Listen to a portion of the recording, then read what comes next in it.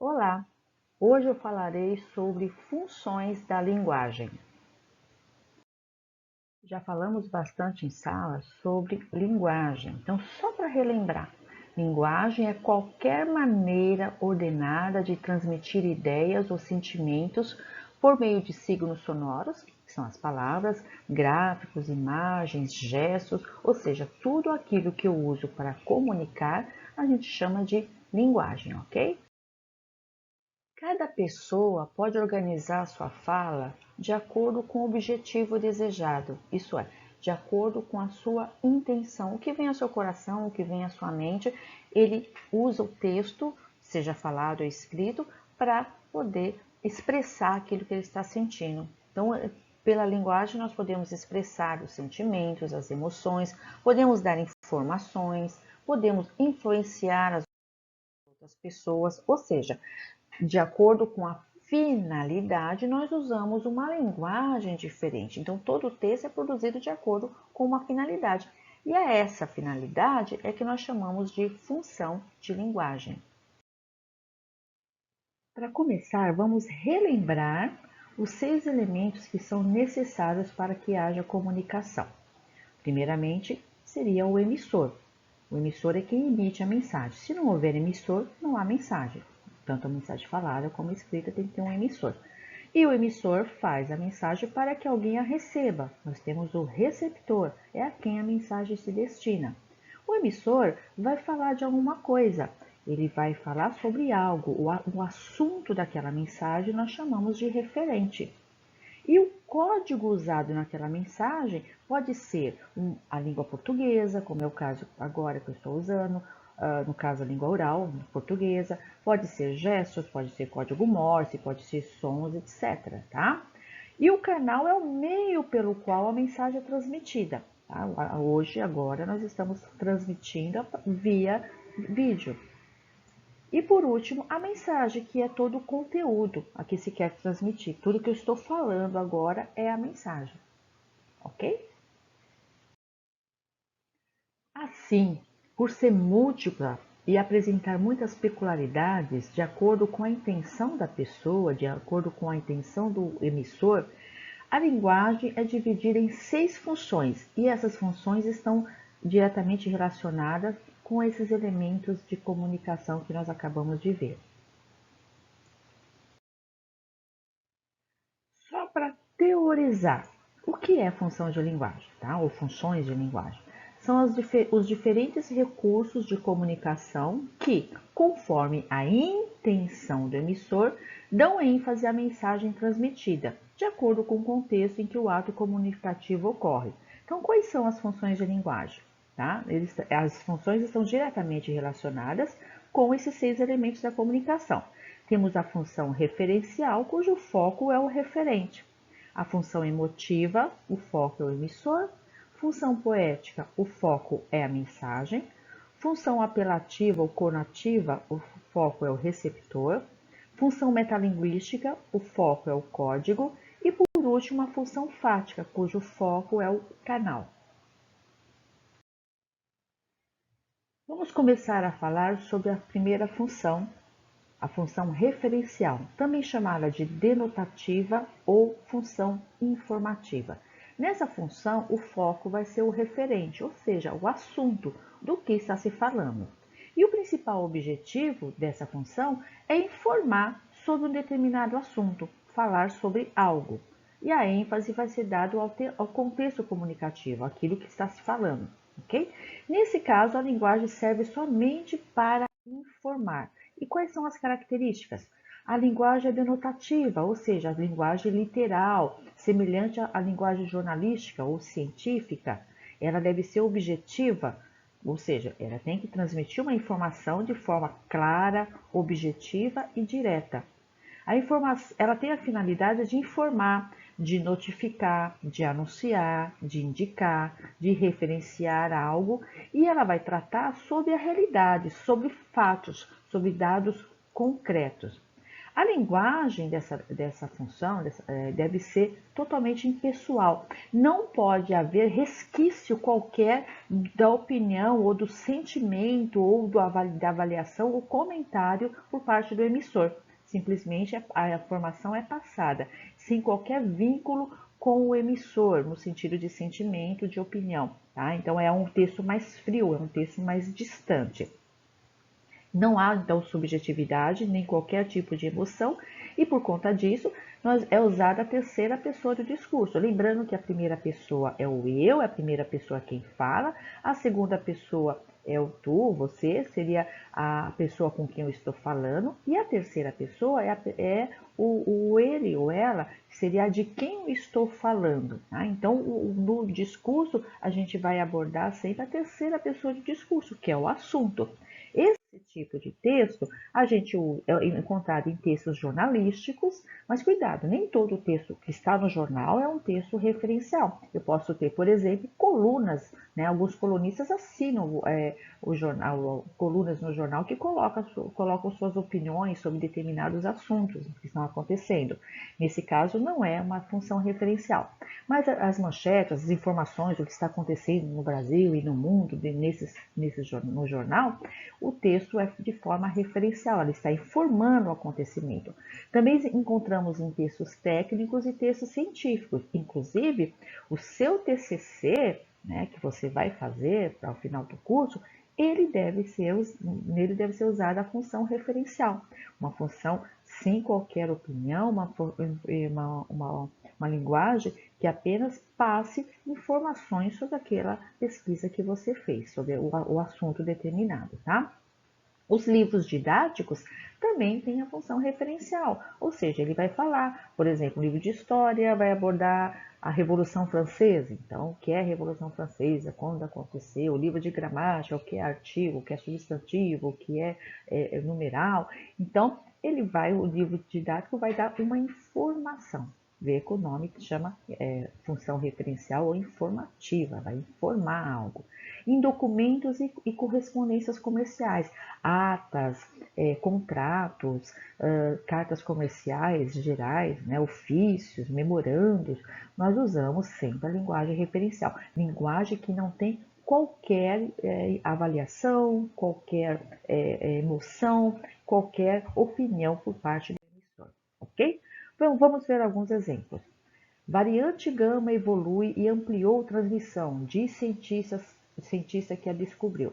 Então, a gente vê aqui, é uma informação no jornal, tá? Informa sobre o acontecimento, o que está acontecendo, de uma forma objetiva. E isso aconteceu, ponto final.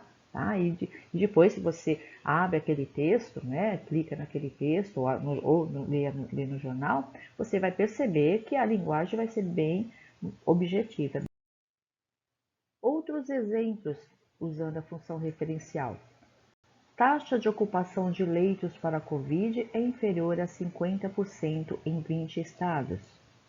Os artigos podem ser classificados em artigos definidos e artigos indefinidos. Os médicos recomendam uma alimentação saudável e a realização de exercício físico diário.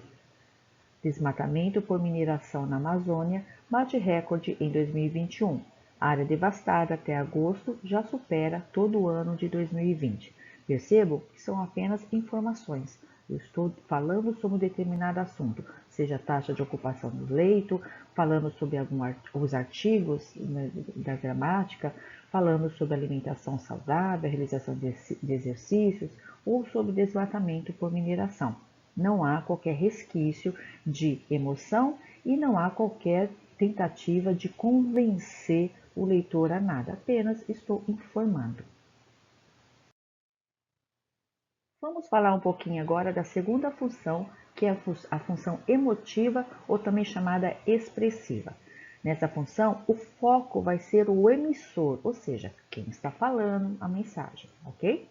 O principal objetivo dessa função é justamente transmitir as emoções, os sentimentos, a visão de mundo do emissor.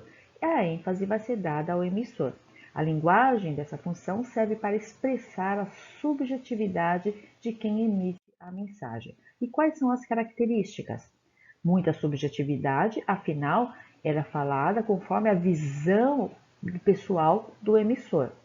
É unilateral, ou seja, não há preocupação com como o receptor vai receber, como o receptor vai interpretar aquela mensagem, mas apenas a preocupação com o eu. A mensagem não precisa ser clara ou de fácil entendimento. A gente vê muito isso, por exemplo, em alguns poemas, que são poemas que trata muito de uma introspecção, de sentimentos do eu lírico, e muitas vezes o próprio receptor, aquele que lê o poema, não consegue captar, não consegue entender aquela mensagem. É pessoal, vai sempre utilizar a primeira pessoa, do singular, o eu. Né? Nós vemos isso muito em poemas, por exemplo. E recorre muito a adjetivos, interjeições e pontuação, porque eu preciso de recursos linguísticos para expressar, né, o meu sentimento. Hoje eu estou feliz, hoje eu estou triste, olha aí a presença de adjetivos, aí eu coloco a interjeição para invocar aquele sentimento, a reticência, o ponto de exclamação, né, ou a reticência para mostrar que há uma pausa no meu pensamento. E o objetivo vai ser transmitir as emoções, os anseios, é emocionar quem está me ouvindo, fazer com que o receptor pense em mim, pense em mim, no caso, o emissor, tá? Pense nele enquanto a mensagem está sendo veiculada. E a realidade dessa função vai ser de acordo do ponto de vista do emissor, de acordo com o mundo, com a visão de mundo do emissor. Onde nós usamos, onde nós encontramos essa função emotiva? Em cartas pessoais, em poemas ou narrativas, em memórias, diários, autobiografias, depoimentos, entrevistas, músicas, blogs, ou seja, todo o texto que eu vou falar de mim. Por exemplo, um diário, eu vou falar sobre o que aconteceu, sobre o meu sentimento, a autobiografia, né, a pessoa vai falar sobre ela, um depoimento, né, existe muito eu fiz isso, eu fiz aquilo, músicas e poemas, o eu lírico, né, ele é carregado de emoção, então nem todo poema possui a função emotiva. Existem alguns poemas que o eu lírico não se manifesta, não há emoção por parte do eu lírico, mas uma grande parte de poemas e músicas tem aquela carga emocional, tá? Por isso é chamada função emotiva. Outros exemplos. Uau, eu venci, eu sou demais, consegui a aprovação, ninguém me segura. Olha só, o cara tá querendo que a gente olha para ele e pense, olha, eu estou aqui, eu consegui. Um pedacinho de um poema de Paulo Leminski. Apagar-me, diluir-me, desmanchar-me, até que depois de mim, de nós, de tudo, não reste mais que o charme. Então, apagar-me, diluir-me, olha o eu aí, o eu me apagar, eu me diluir, função emotiva. Tudo que tem um eu manifestado na expressão, a gente chama de função emotiva ou expressiva, tá ok? Vou deixar aqui mais alguns exemplos. Ah, fiquei tão feliz com essa notícia. Minha nossa, sinto-me tão triste e cansado. Ah, estou sentindo um ódio extremo dele. Nós te amamos. Fiquei triste ao saber do acidente. Estou tão sozinho. Eu não sei mais o que fazer. Tenho um pouco de medo. Percebo a presença aqui do eu, nós, eu fiquei triste, estou cansado, eu não sei. Perceba também a presença de muitos adjetivos, feliz, triste e pontuação, exclamação e reticências. Terceira função, função apelativa ou conativa. Nessa função, o foco vai ser o receptor, ou seja, para quem se fala, para quem é destinada aquela mensagem. Só para efeito de esclarecimento, a palavra conativa é derivada do verbo latim conare, que significa esforçar-se. Portanto, não é conotativo, cuidado, não confunda com a palavra conotativo, é conativo mesmo, tá? E o principal objetivo dessa função é justamente influenciar, persuadir o receptor, fazer um apelo para que ele faça alguma coisa, para que ele pense alguma coisa, ele haja de alguma forma, ok? A ênfase é dada ao destinatário da mensagem e a linguagem é usada para influenciar alguém. Quais são as características da função apelativa ou conativa? A função de influenciar, convencer o receptor de alguma coisa, seja por meio de uma ordem, de uma sugestão, de um conselho, de um convite ou de um apelo, tá? E por isso nós usamos verbos no imperativo: faça, compra, venha. E há muita presença de vocativo. O que é vocativo? Vocativo é o chamamento. É quando eu chamo a pessoa, chamo a atenção da pessoa para depois falar: você, compre isso, fulano, faça aquilo. Então, eu chamo para o nome da pessoa ou evoco como você. Também há muita presença de pontos de exclamação, né? Porque principalmente quando se trata de uma ordem. E é usada a segunda pessoa de discurso. Segunda pessoa para quem eu estou falando. Eu estou falando com você. Né? Então, nesse caso, eu uso a segunda pessoa do discurso. Você. Né? No caso aqui, o pronome de tratamento você. E a entonação vai ser uma entonação mais apelativa. Onde usamos? É fácil, né, gente? Publicidade, propaganda, discursos políticos, né? Sermões religiosos, livros de autoajuda, horóscopo. De manhã você não pode usar amarelo hoje, você deve usar o verde, né? O horóscopo. Ou então, no discurso político, votem em mim, eu vou fazer isso, aquilo. Ou em publicidade que tenta convencer você a comprar ou adquirir algum produto. São textos, então, que tentam influenciar o receptor. Nós temos uma sociedade aí carregada de textos dessa forma, textos apelativos. Exemplo, vem para a Caixa você também, né? Então, a propaganda da Caixa Econômica.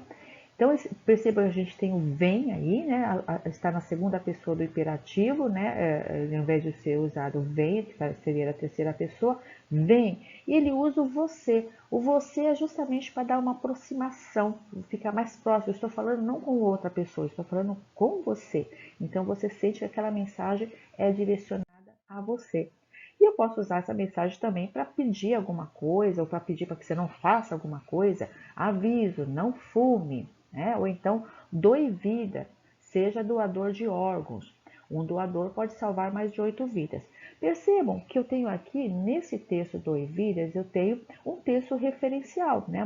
uma função referencial. Um doador pode salvar mais de 8 vidas. Está dando uma informação apenas. Mas todo esse texto foi feito com uma intenção. A intenção foi que você fizesse, ou o leitor, né, no caso, fizesse algo, ou seja, doar órgãos. Então, pela intencionalidade de fazer com que a pessoa faça alguma coisa, a função que predomina aqui não é a referencial, mas sim a apelativa. Ou seja, eu quero que você faça alguma coisa. Então, eu estou usando uma linguagem referencial, um doador pode salvar mais de 8 vidas, para convencer você a ser um doador. E olha só o verbo no imperativo, seja doador, doe vida, ok? Você sabe onde mora o perigo? Acabe com ele. Aí, uma propaganda sobre a dengue.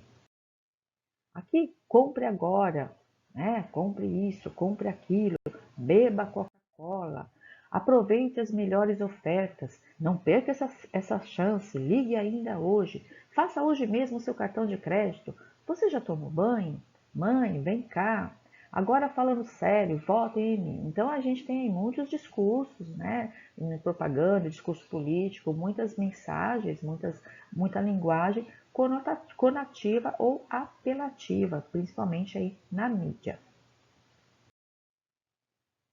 Mais uma função, a função metalinguística. Não se assuste com este nome, tá? A função metalinguística, o foco dela vai ser o código. Como assim? O principal objetivo é usar determinado código para explicar o próprio código. A ênfase, então, é dada no código e a linguagem serve para falar dela própria. Ou seja, a característica, eu vou usar o código como referente, como tema da mensagem. E vai ter uma função explicativa. Não está entendendo? Simples. Dicionário, por exemplo, eu estou usando o código, para falar do código, ou seja, eu estou usando palavras para explicar o que é palavra. Livro de gramática, as gramáticas, ela usa gramática para explicar o que é gramática. Um filme que ensina como fazer um filme. Um desenho que mostre o ato de desenhar. Um poema que fale sobre poesia. Um vídeo do YouTube que explica como fazer um vídeo no YouTube. Uma fotografia que mostra alguém tirando fotografia. Então, quando usa um código para explicar ou para falar daquele código. Olha aqui um exemplo, né?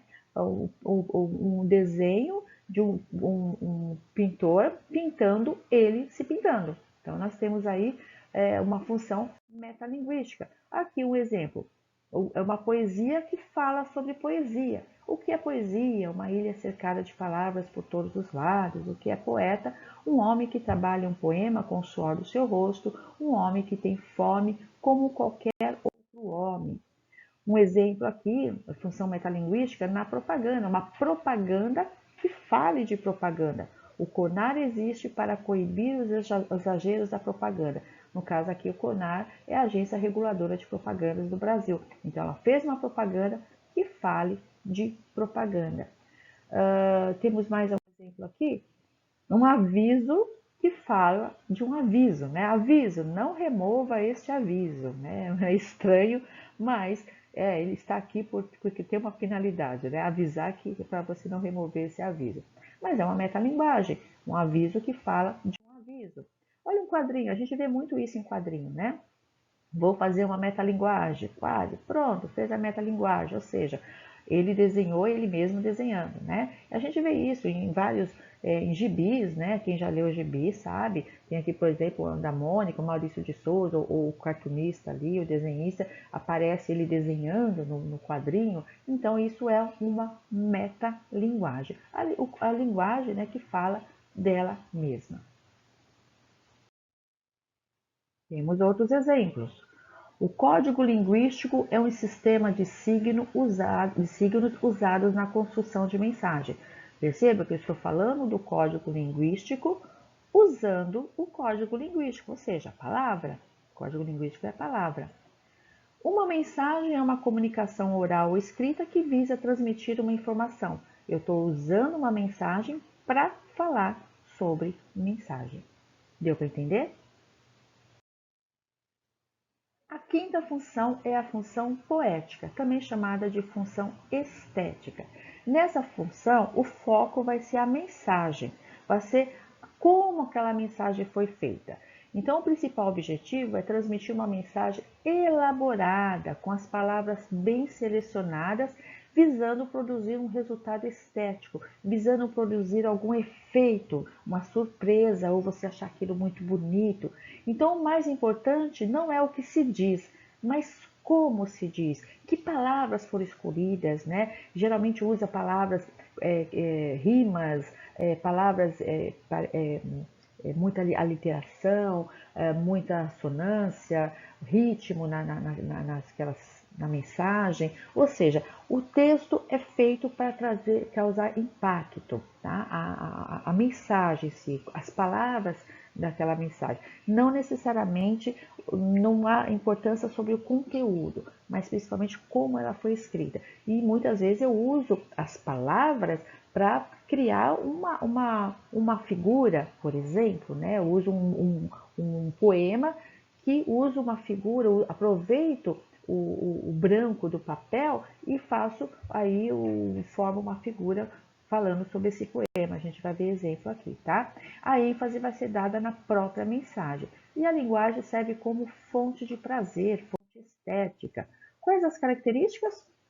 Finalidade: produzir prazer estético, procurar o que é belo, o que é inovador, ou seja, surpreender.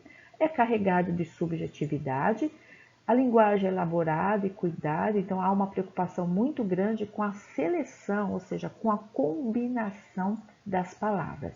Eu uso muito ritmo, sonoridade das palavras, combinação sonora e, como eu disse, também visual.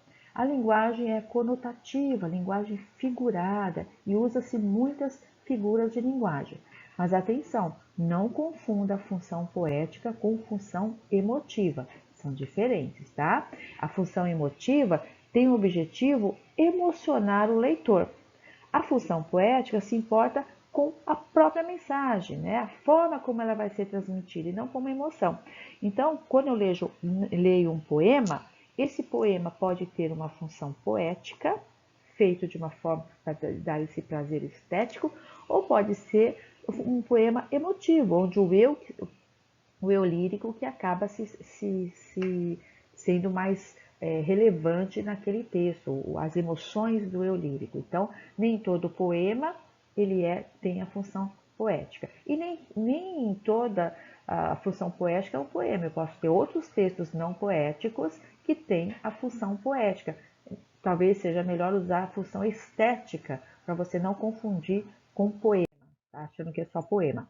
Eu acho, sim, encontro em poemas a função poética, em obras literárias, outras obras que não sejam poemas, ou vejo muito em letras de música, publicidade. A publicidade usa e abusa da função poética, lidar com as palavras para chamar a atenção do público, para chamar a atenção do consumidor. Então, eu faço uso de recursos linguísticos, recursos de som das palavras, entra aí as figuras de linguagem muito, muito forte aqui na função poética. E, por exemplo, aqui, olha, eu tenho esse poema. Na tarde fria de julho, voa o cheiro, barulho do café descendo quente pelo bule reluzente. E me pergunto já em prosa, existe coisa mais gostosa? Aqui o autor está fazendo referência ao café, né, o cheirinho do café, e usando as palavras para formar aí uma xicrinha de café com um vaporzinho saindo. Então, é uma função estética, né, uma função poética. Há todo um pensar na forma, nas palavras, para que dê esse efeito.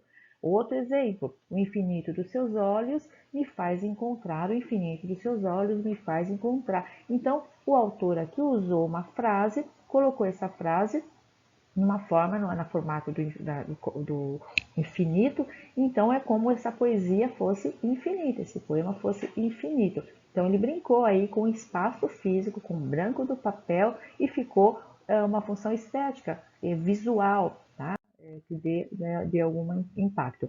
Tomou Doril, a dor sumiu. Aqui o autor, né, uma publicidade, fez uso aí da rima, né, para poder dar efeito. Tomou Doril, a dor sumiu. Então são aqueles jargões, aquelas chicletes que fica, né, que usa aquelas rimas para que você não esqueça. Então propaganda usa muito isso porque você acaba não esquecendo, fixando aquele jargão, tá? Aqui açúcar, né? Mude sua embalagem. Então, é pouca linguagem, a linguagem é mais uma linguagem visual, havendo uma comparação. Eu tenho aqui açúcar e a gordura, né? O formato do saco de açúcar, né? Forma uma barriga mais saliente. E aqui eu tenho a embalagem de um adoçante. E a embalagem é fininha, né? Então, mude a sua embalagem, ou seja, você comprando esse adoçante, você vai, ao invés de ficar com esse corpo, né, nesse formato de um saco, vai ficar no formato do saquinho de adoçante. Mude sua embalagem. É uma mensagem com poucas palavras, tem aqui duas figuras e isso já basta. Há um impacto, você consegue entender. Então perceba que não é um poema, não tem nada de poesia aqui, mas há um recurso para impactar. Então a publicidade usa muitas palavras, as imagens, para causar impacto, para chamar a atenção. Tá? O importante aí é como foi feito. São poucas palavras, mas disse muita coisa. Você é você no céu e na terra. Feliz dia do cliente. Aqui, mais uma vez, né, o cemitério Jardim da Ressurreição, essa agência de publicidade, está comemorando o dia do cliente. Quem é o cliente no cemitério? É uma pessoa que já faleceu. Então, é você no céu, morreu para o céu, e na terra, debaixo da terra, né? Então, ele faz aí uma brincadeira, né, sobre a situação, né, do cliente dele, fazendo uso das palavras e da imagem. Então, traz um pouquinho aí de humor para um assunto até muito sério, tá? Outros exemplos. Aqui é um poema. Basta-me um pequeno gesto feito de longe de leve para que venhas comigo e eu para sempre te leves. Negócio, ego, ócio, cio, água mole em pedra dura, tanto bate até que fura. Perceba aí o ritmo, perceba aí as palavras usadas, as rimas. Então, dá um efeito sonoro ao poema. Tá ok? E por último, mas não menos importante, temos a função fática. O que é a função fática? A função fática é a linguagem cujo foco é o canal, ou seja, o meio pelo qual a mensagem é transmitida. Qual é o objetivo dessa função? Estabelecer ou testar um canal de comunicação entre o emissor e o receptor, ou iniciar a transmissão da mensagem ou assegurar a sua continuação. Então eu uso isso todo dia. A ênfase é dada no canal de comunicação e a linguagem vai servir para testar o canal de comunicação e manter os laços pessoais, sociais. Ou seja, ele é usada para começar uma comunicação, para testar se a pessoa com quem eu estou falando ou escrevendo, para testar se ela está ouvindo, se ela está prestando atenção e para finalizar também, ou para cumprimentar as pessoas. É o famoso bom dia, boa tarde, alô, oi, tudo bem? Antes de começar uma conversa, a gente usa algumas palavras para testar, para ver se a pessoa está ali prestando atenção, tá? Então a finalidade é testar o funcionamento do canal de comunicação ou mostrar ao interlocutor que o mesmo está conectado. É a interação entre o emissor e o receptor. É usado aí nas saudações, por exemplo, tem discurso direto, né, a fala, e recorre a frases interrogativas para obter resposta do receptor. Você está me ouvindo? Oi, tudo bem com você? Então a gente usa muitas perguntas, como vai você? Para poder a pessoa criar esse laço social e então começar a conversa, tá? Tem muitas interjeições, onomatopeias para manter o discurso e a linguagem é a que mais usamos no dia a dia, desde que quando nós acordamos, bom dia, até o boa noite. Estamos toda hora fazendo isso, numa conversa, telefone também, ou pessoalmente com um amigo. Então, eu uso o que? Em cumprimentos, em saudações, em conversas. Então, aí tem, ó, tá me ouvindo? Alô? Oi, você tá aí, né? Tá por aí? Me dá um sinal, alguém ouvindo? Então, várias frases que nós usamos para começar uma conversa, durante uma conversa ou após uma conversa. Aqui tem um quadrinho do Calvin. Oi, eu, Calvin. Como vai? Aham. Belo dia lá fora, não? Yeah. Ouça, eu suponho que você deve estar pensando porque eu liguei. Então eu tenho aqui esse quadrinho, todos os três quadrinhos, não começou a conversa do Calvin. Calvin não começou a falar. Ele estava começando, oi, né? Bom dia. Aí, como está o tempo? Aí depois, olha, você deve estar pensando porque eu estou ligando. Até aí a função fática. Depois ele vai falar, olha, estou ligando por isso, isso, isso. Mas até aqui, esses três quadrinhos, ele está se preparando para começar a falar. Ou seja, está testando, ver se a pessoa está ouvindo, está ali, se vai entender, etc. E tal, tá? O Plim Plim da Globo, né? Por exemplo, você está assistindo a sessão da tarde, aí tem o Plim Plim, aí avisa a hora de ir no banheiro, né? Então ele dá não faz parte do filme, da programação, é só para uma conversa aí, para testar que se você está ali mesmo ou não, ou acordar você. A música, né? Tem uma música aqui da Elis Regina, alô, alô, marciana, aqui quem fala é da Terra, então esse alô, né? O alô é usado justamente para testar o canal de comunicação no telefone, alô, alô, né? Aí a pessoa, se do outro lado a pessoa fala alô, então vocês podem começar a falar. Então, outros exemplos, o alô, né? Bom dia, não é mesmo? Você está falando com uma pessoa, a pessoa, não é mesmo? Né? Ou, aham, sei, no telefone, aham, né? Ok. Você está entendendo? Aham. Gente, vamos prestar atenção. O professor fala muito e, gente, acorda, vamos prestar atenção. Então, todas essas falas usadas no meio, no começo, no meio ou no final, que não faz parte da mensagem em si, a gente chama de função fática. E é isso aí, tá?